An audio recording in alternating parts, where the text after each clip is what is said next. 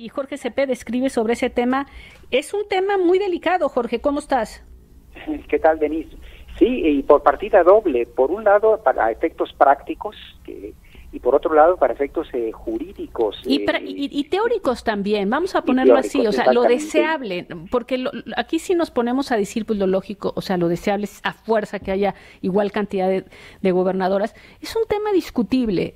Una cosa es promover la participación de las mujeres en la política y otra es un intervencionismo hasta ese punto. Entonces sí me parecería interesante escuchar tu punto de vista. Mira, de entrada porque para ponerlo para efectos de Morena, que es el que va más adelante cronológicamente en el proceso, todos los sondeos internos dan cuenta de que solo Rocío Nale, precandidata para Veracruz, es la única mujer que va adelante en los sondeos de intención de voto. En las otras 8 entidades en disputa, dentro de Morena, los más populares y los muy previsibles que ganen las encuestas son hombres, con lo cual deja al partido en una tesitura no solo de grilla política, como decirle a un candidato que legítimamente ganó de acuerdo a las bases de convocatoria lanzadas para elegir, que deje su lugar a un segundo lugar, digamos. De entrada ya representa un riesgo político enorme.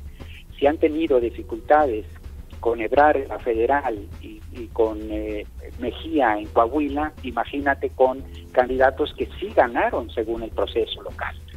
Pero lo más grave es lo que tú mencionas. A ver, déjame ir una pausa, perdóname, antes de que entremos a ese tema. Vamos una pausa, regresamos con Jorge Cepeda.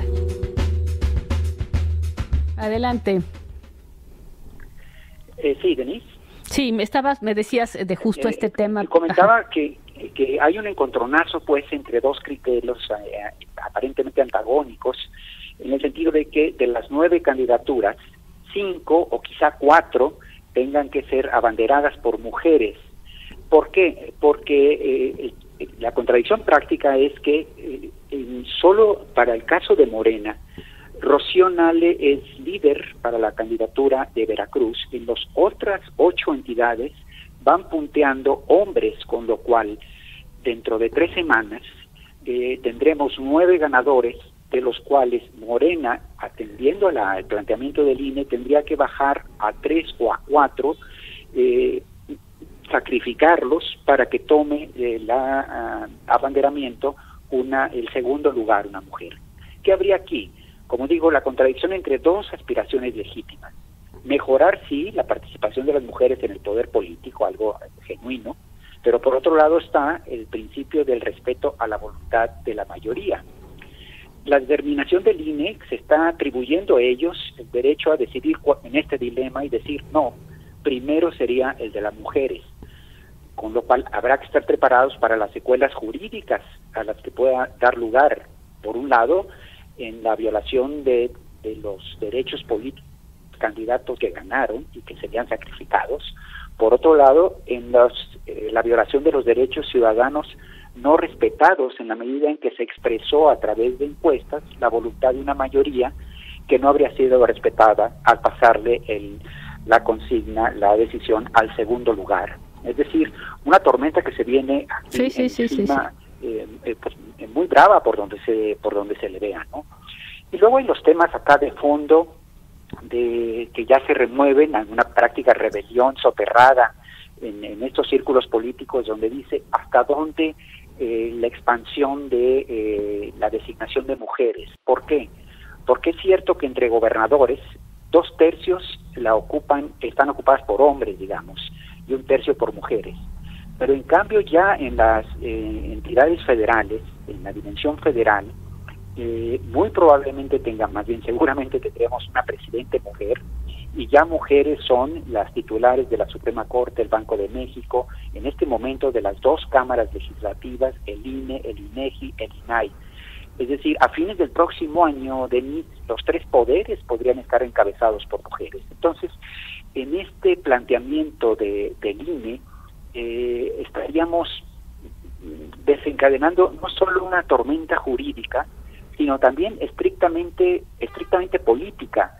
Decía yo, ¿cuál puede ser la secuela de los sacrificados? Y además, ¿con qué criterio, Denise? Porque si van a tener que tumbar a 3 candidatos ganadores, ¿cómo decir, escoger entre Omar Harfuch, que se baje, o entre May de Tabasco o Armenta de Puebla?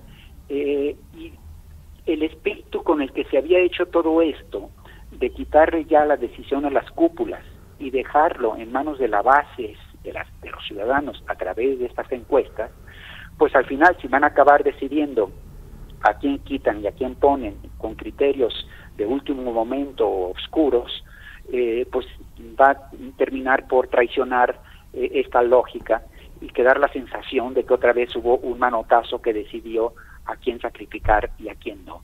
Entonces, este debate apenas comienza. Por desgracia, la intervención del INE parecería un poco tardía, a 2 o 3 semanas de que el proceso se defina, y sobre bases planteadas por los partidos sin que se incorporara este criterio del INE, que parecería un poco manejado de último momento. Nos esperan, creo que, días bastante convulsivos al respecto. Y un tema de fondo también bastante discutible, pero bueno, te agradezco muchísimo, gracias. El gusto es mío. Buenas tardes. Gracias.